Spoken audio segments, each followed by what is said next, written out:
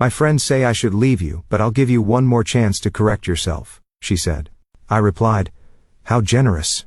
Then I packed my bags while she went out with those same friends. When she got home, ready to discuss my improvements, I was gone with a note. Decided not to take the chance. The air in our apartment felt thick, like before a storm. It had been like this for weeks. A heavy quiet punctuated by the rapid tap-tap-tap of Chloe's thumbs on her phone screen, followed by sighs she meant for me to hear. I was on the couch pretending to read a book, every sense tuned to the discordant frequency of her displeasure. I knew the source. It had a name, Mia, and it had a committee, the girls. Chloe finally put her phone down with a decisive clack on the coffee table. The sound was a starter's pistol. We need to talk. Here it was. I marked my page. A simple, deliberate action. Okay. She didn't sit. She paced to the window, her back to me, arms crossed. A staged pose. I've been doing a lot of thinking, a lot of talking with people who really see me. I said nothing. My silence was the canvas she needed to paint her grievance. She turned. Her expression, a masterpiece of pain, generosity. Look, my friends, especially Mia, they think I'm an idiot for staying. They've been watching. They see what I've been trying to ignore. A cold thread began to weave through my gut. What do they see, Chloe? You, she said, as if it were obvious. The lack of fire. The complacency. Remember my promotion dinner? You got me flowers. Mia's boyfriend, Derek, rented out a private chef's table for her last Tuesday just because. I blinked. You said you loved those flowers. I did, she said, waving a hand dismissively. But it's the thought, the scale. It's about showing the world you're proud, and it's Sarah's wedding when that guy from the band was so obviously flirting with me. You just smiled and brought me a drink. Derek would have, I don't know, made a scene, asserted himself. Mia says it shows a lack of protective instinct. Each sentence was a bullet forged in a group chat. I could hear Mia's nasal opinionated voice layered underneath Chloe's. You're a cozy job, she continued using the air quotes I was starting to hate. It's stable, sure, but is it ambitious? Mia is dating a guy who's starting his third startup. There's an energy there. A risk. You just go to work and come home and you're fine. The coldness was spreading. This wasn't her. This was a transcript. So, what's the conclusion, Chloe? My voice was quieter than I intended. She took a deep breath. The martyr preparing for sacrifice. The conclusion is, they think I should leave you. They've listed all the ways you're not meeting my needs. They say I'm settling, that I'm blinding myself to my own potential. The room tilted slightly. 730 days of shared mornings of holding her after her father's death. Of building this quiet, comfortable life together, reduced to a bullet point list in a group chat titled Chloe's Intervention. But she said, and here she finally met my eyes, her gaze hardening with a sense of bestowed grace. I'm not like them. I'm loyal. I believe in us. So, I'm giving you one more chance. The words hung in the toxic air. One more chance. One more chance to do what? I asked, genuinely needing to hear her say it. To correct yourself, she said, as if diagnosing a faulty appliance. To be the man I need you to be.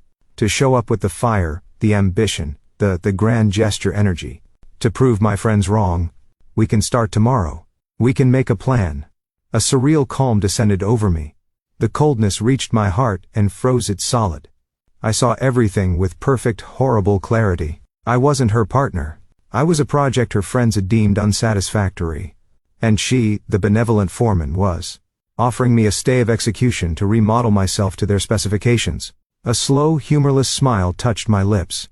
It wasn't a smile of amusement, but of recognition of the game finally being revealed. How generous of you, I said. The words were flat, an assessment, not a retort. They threw her. She'd braced for a fight, for tears, for pleading promises to do better. She hadn't braced for this, for quiet acceptance. Her confidence flickered. I'm serious. I know you are. I'm going out with Mia and the girls tonight, she announced, reasserting control. We're going to that new rooftop bar.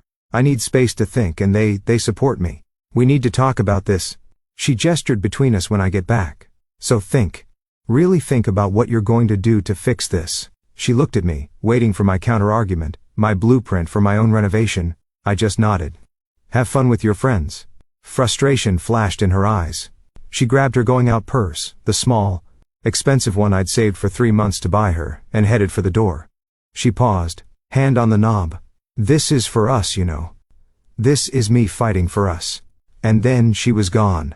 The silence she left behind was different. It wasn't heavy. It was clean, empty. I sat on the couch for exactly 5 minutes, listening to the hum of the refrigerator. I replayed her words. One more chance to correct yourself. Not us, yourself. I stood up. There was no anger, no frantic energy, just a profound tectonic detachment. I walked to the bedroom and pulled my old duffel bag from the top of the closet.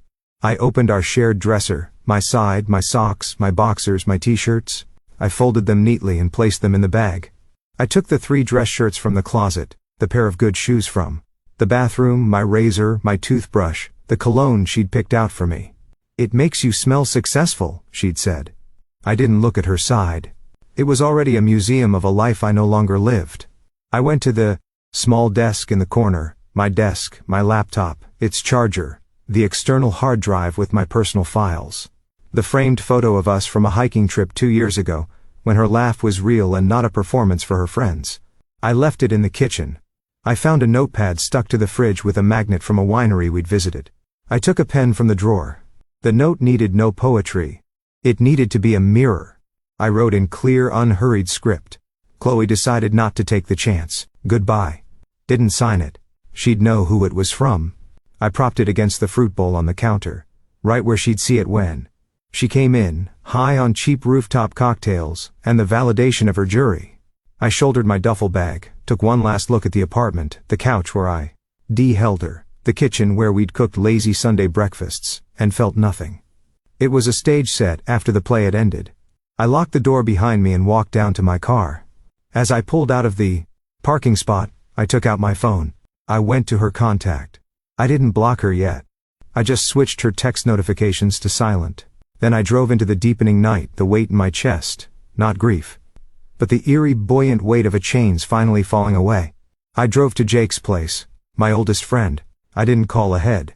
I just showed up on his doorstep with my duffel bag at 10 p.m. He took one look at my face, stepped aside without a word, and went to the fridge to get 2 beers.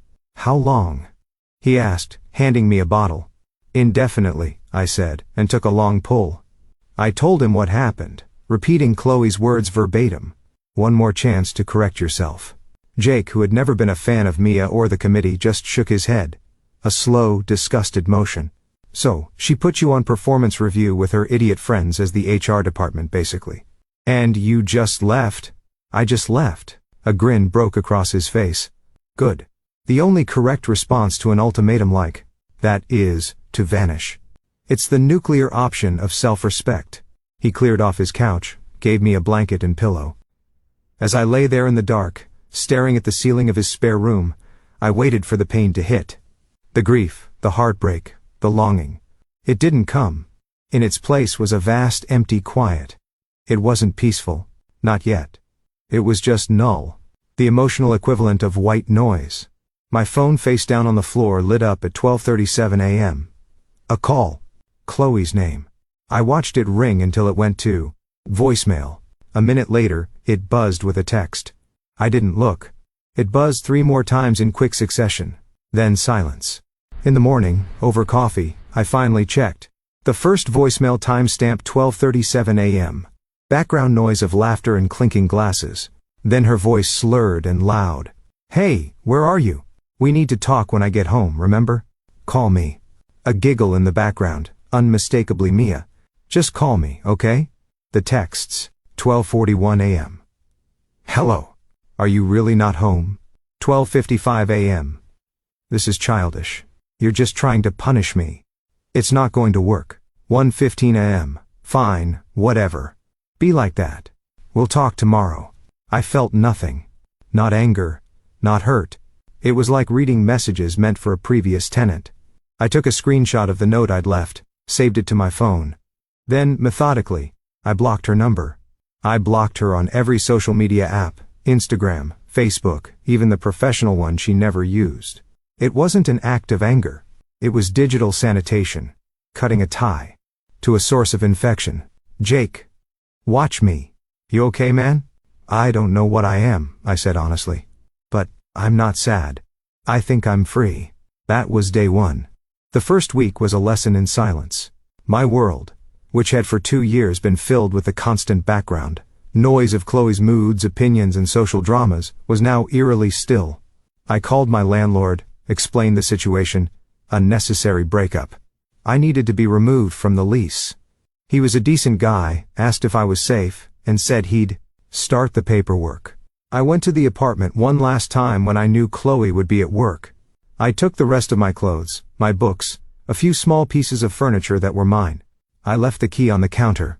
The note was gone. The silence from my end was absolute. But the universe, through the grapevine of mutual acquaintances, began to feed me pieces of the story. It started with Sarah, a friend from college who was tangentially connected to Chloe's circle but always fair-minded. She texted me on day 4, "Hey, heard about you and Chloe. Just wanted to check in on you." I replied, "I'm okay. Thanks, Sarah." A few minutes later, her bubble popped up again.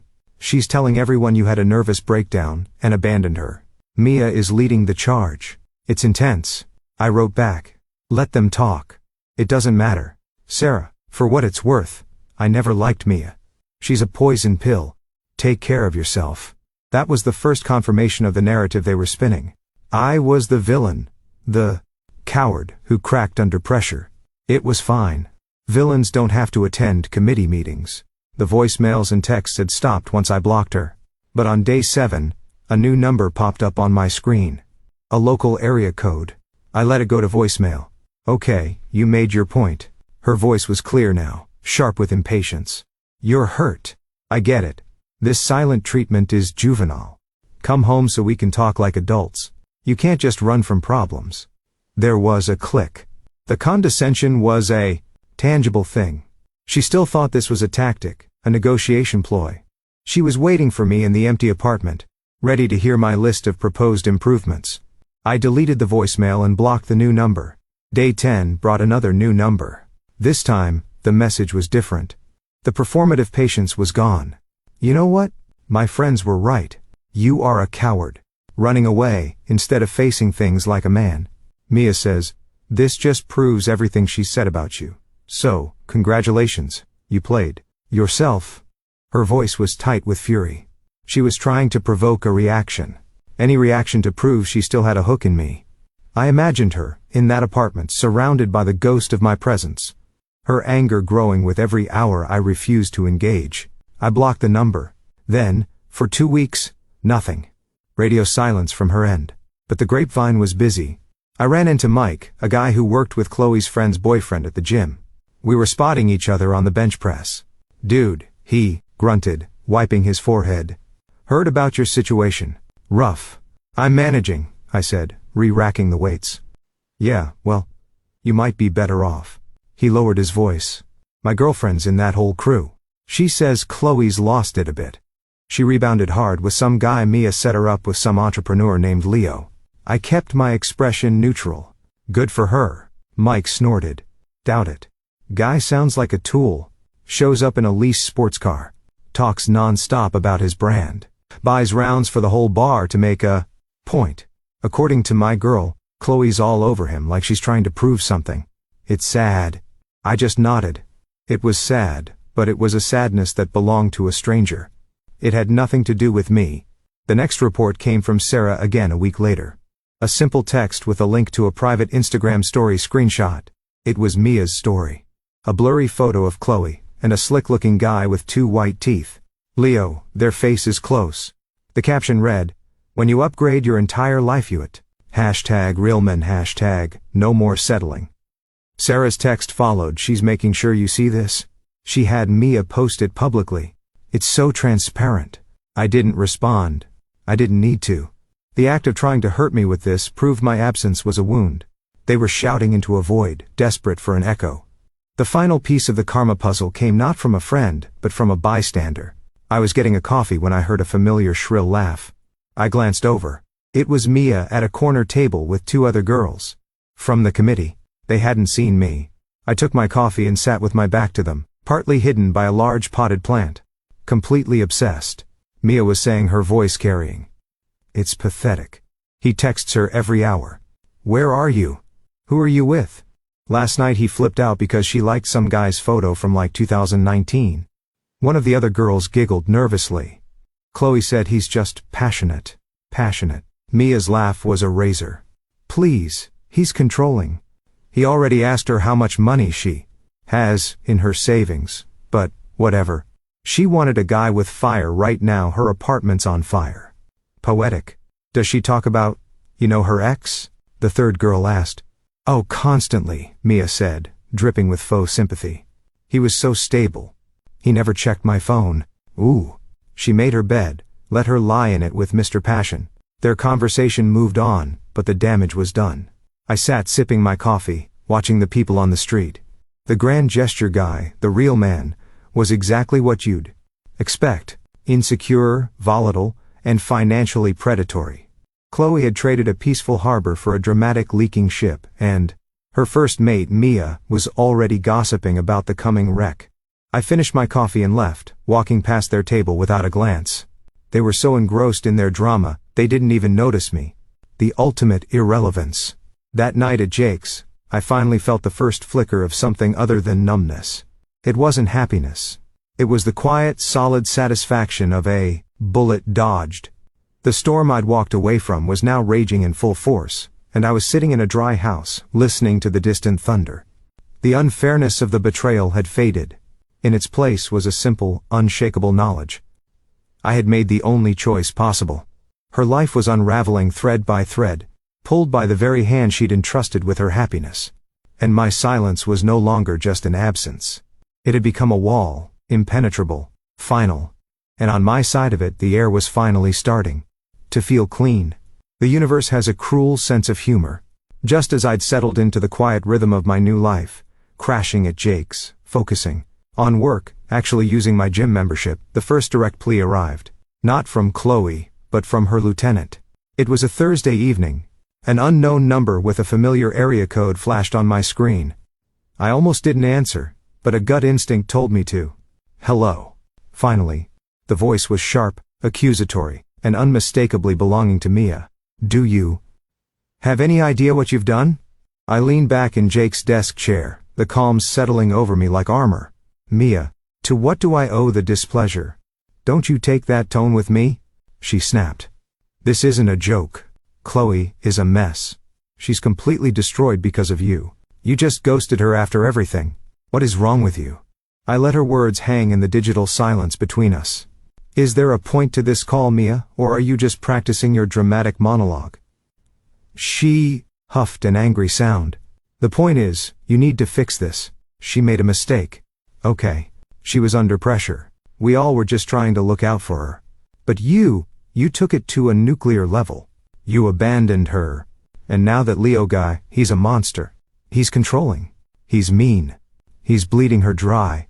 She's crying every day. You need to be the bigger man here. You need to come back and help her. She needs her rock. There it was. The breathtaking audacity. The same person who orchestrated my dismissal was now summoning me back for cleanup duty. I felt a flicker of disgust, but my voice remained level. Let me get this straight, I said. My tone flat analytical. You and your friends convinced Chloe I was inadequate. She issued me an ultimatum to fundamentally change who I was. I declined. She moved on to a man of your recommendation. That man is now abusive. And your solution is for me to return and resume my post as the Rock? She deemed boring. Is that inaccurate? Summary? She sputtered. You're twisting it. She loved you. She was just confused. She was clear. I corrected. And so was I. I am not responsible for the consequences of Chloe's choices. Mia, you certainly aren't acting like it. I suggest you help her since this situation seems to be of your making. Do not contact me again, you selfish prick. She's suffering. Her voice was a shriek now. The mask of concerned friend fully off, revealing the spite beneath. Then you should be a better friend, I said quietly. Goodbye. I ended the call and blocked the number. My hand was steady. There was no adrenaline rush, no righteous anger, just the sterile satisfaction of closing a malfunctioning file. The call from her mother came 2 days later. This one hurt differently, a low, empathetic thud. Carol had always been kind to me. Hi, sweetheart, she said, her voice heavy with regret. I'm so sorry to call like this. Hi, Carol. I kept my voice neutral, respectful, but distant. I don't know what happened between you two. She won't tell me the whole story, but she's not herself. This new man, I've met him. He frightens me. She's lost weight. She jumps at loud noises. I think you might be the only one who can get through to her. She listens to you. Listen to you. This was the hard one. The appeal to my old nature, to the protector I had been. I saw a flash of Carol's face, worried and sad. But I also saw Chloe's face, dismissive and smug, telling me I needed correction. Carol, I said, my voice softening a fraction, but with no give in it. I care for you, and I'm truly sorry you're worried. But Chloe ended our relationship. She made a choice to replace me with someone she believed was better. The fact that her new choice is dangerous is a tragedy, but it is not my tragedy to solve. I cannot help her. She didn't want my help. She wanted a different man. She has him. There was a long silence on the other end. I heard a soft sniffle. She threw away something. Real, didn't she?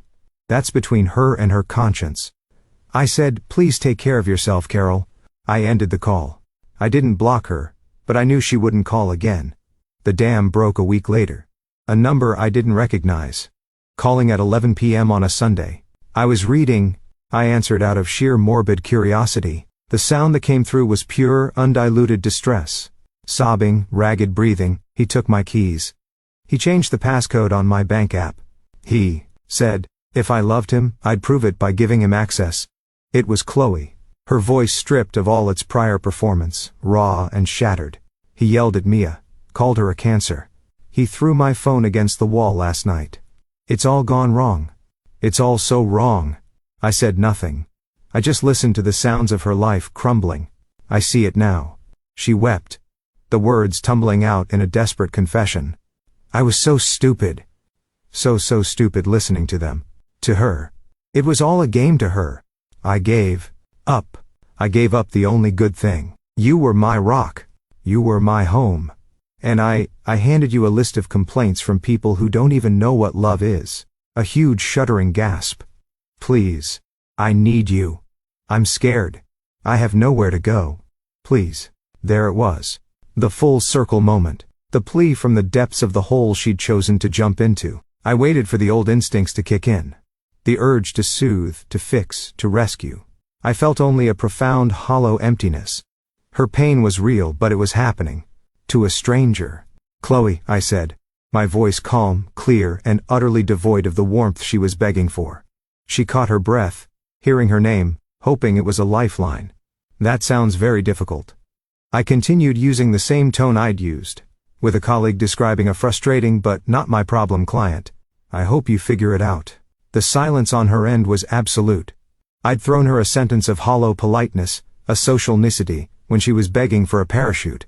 It was the coldest thing I could have done. Then came a whisper, broken and small. That's it. After everything, you hope I figure it out. Yes, I said simply. I heard the click as she hung up. I placed my phone down, finished my chapter, and went to sleep. My sleep was dreamless and deep. The final piece of the puzzle arrived not as a confrontation, but as a digital whisper, a direct message on Instagram from an account I barely remembered. Mark, Mia's long-suffering boyfriend. The message was just a series of screenshot images and 3 words. Thought you should know. The screenshots were from a private group chat titled The Council. The arrogance was staggering. The members were Mia, Sarah from the wedding, and another girl. The messages were timestamped from before the ultimatum. Mia, Chloe's guy is such a beta. He's holding her back. She needs a push. Sarah, isn't he nice to her though? Mia, nice is code for boring. My cousin Leo is in town. He's all alpha. Fake it till you make it, baby. He'll blow her mind and her ex's ego. Other girl. What if she doesn't go for it? Mia. Then we make her see how lacking her current model is. We stage an intervention. List the flaws. She's impressionable. She'll crack. Either he shapes up, doubtful, or she upgrades to Leo. Win-win. The last screenshot was from just a few days ago. Mia update. Leo is a psycho. Chloe's a wreck. This is more drama than I bargained for, but honestly, it's kind of her karma for being so weak-willed. Should have stuck. with her safe bet. I stared at the screen. There was no rage. It was just clinical confirmation. Chloe hadn't just listened to her friends. She'd been a pawn in Mia's game of social chess. A game where winning meant creating the most drama. I typed back to Mark, "Thanks. Hope you find your way out too." He replied with a thumbs up. Months passed. I moved into my own place, a small, bright apartment that held only my energy. I got a promotion. The cozy job had quiet, steady respect. That translated into real responsibility and a significant raise. I spent my weekends hiking, or having beers with Jake, or learning to cook meals that I alone chose. I was in a popular coffee shop near my new office, waiting for my order, scrolling on my phone. I felt a presence hover, a familiar scent of perfume undercut by cigarette smoke. I looked up. It was Chloe. She looked diminished. The light in her eyes that I'd once loved was gone, replaced by a skittish weariness. She was too thin. Her clothes hanging loosely, she clutched it to go cup like a shield. "Hi," she said, her voice barely a whisper. I gave a slight polite nod. "Chloe, you look good," she said, her eyes scanning me. I was tanned from hiking, my shoulders broader from consistent lifting. I looked, for the first time in years, entirely at ease. "Thank you." My almond milk latte was called. I collected it from the counter. She was still standing there, an obstacle between me and the door. I know what Mia did," she blurted out, her words rushing together. "Mark, show me the chats. I get it now. You were right to leave." I was blind. I was an idiot. I lost everything. My apartment, my savings, my self-respect. Her eyes glistened. "Leo's gone. Took what he could, and left." I took a sip of my latte. It was perfectly bittersweet. "I'm aware." She flinched at my tone. It wasn't cruel. It was just factual. "Is there any way we could ever get coffee sometime as friends? Just to talk? I think I need closure." I looked at her, then really looked. I searched for any remnant of the woman I'd loved, for any spark that belonged to her, and not to Mia's committee. I saw only a hollowed-out stranger, a monument to bad choices. My phone buzzed in my pocket, a text from Lisa, a woman I'd been seeing for a few weeks. She was funny, independent, and thought my cozy job was fascinatingly complex. She'd sent a funny meme about our planned hike tomorrow. A small, genuine smile touched my lips before I could stop it. Chloe saw it. Her face fell, understanding. Dawning that the smile wasn't for her, would never be for her again. I glanced at my watch, a simple, reliable piece. "No," I said, my voice calm and final. "I don't think so." I met her eyes one last time, and in mine she saw the truth she'd been fearing. Not hatred, not lingering pain, but a clean, uncluttered indifference. She was a footnote in a chapter I'd finished writing long ago. "Take care, Chloe," I said. It wasn't a wish for her well-being. It was a punctuation mark. Stepped around her and walked out into the sunny afternoon. The air was fresh. My phone buzzed again with another message from Lisa. I typed a quick reply, a real smile spreading across my face, and slipped the phone back into my pocket. I didn't look back. I had a life to get to, one I'd built for myself. Brick by quiet brick in the peaceful silence she'd left behind. Edit update to everyone asking, no, I never replied to Mark or confronted Mia. Their own ecosystem of toxicity is consuming itself just fine without me. And to the person who DM'd me saying I was too harsh, you've clearly never been handed a one more chance to fundamentally alter your soul by a committee. The kindest thing you can do for everyone involved is to simply refuse to play. And that, folks, is why you never accept a chance from someone who should be your partner, not your probation officer. Thanks for watching. Make sure to subscribe to the channel and hit the like button. What do you think about this story? Share it in the comments.